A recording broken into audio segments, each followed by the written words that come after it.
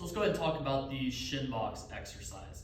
The Shinbox, or sometimes people call it 90-90, is a hip mobility exercise that I show a ton of my athletes. It's something that uniquely gets after the deep hip muscles as well as the hip capsule.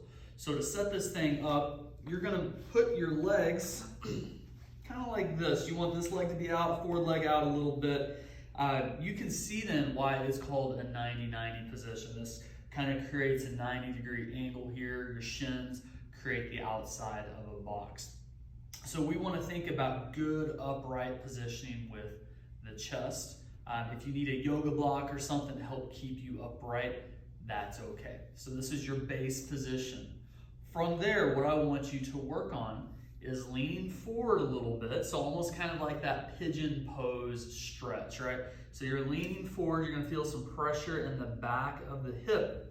And what you wanna think about doing is pushing this shin down into the floor, right? Like it's obviously not going to move, but you're gonna use that force to push. It's something called like a contract, relax, or pails and rails, or PNF. You know, it goes by many names, but you're gonna lean forward a little bit, push those muscles into the floor for about 5-6 seconds or so, and then relax. So you might do a couple sets of those, and then after that, you're actually gonna do the opposite. So you're gonna try to bring this shin up towards the ceiling.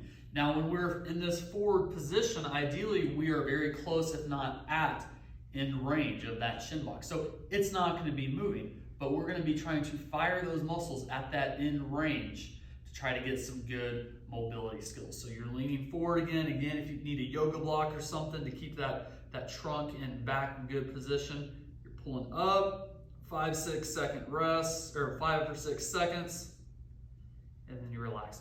Do a couple of sets of those, and then from there you can actually add a much more dynamic aspect to this movement. So you're in here, you can actually come up and back down.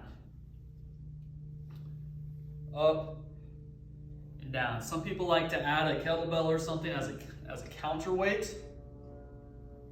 But really controlling especially those last few inches of the Shinbox movement.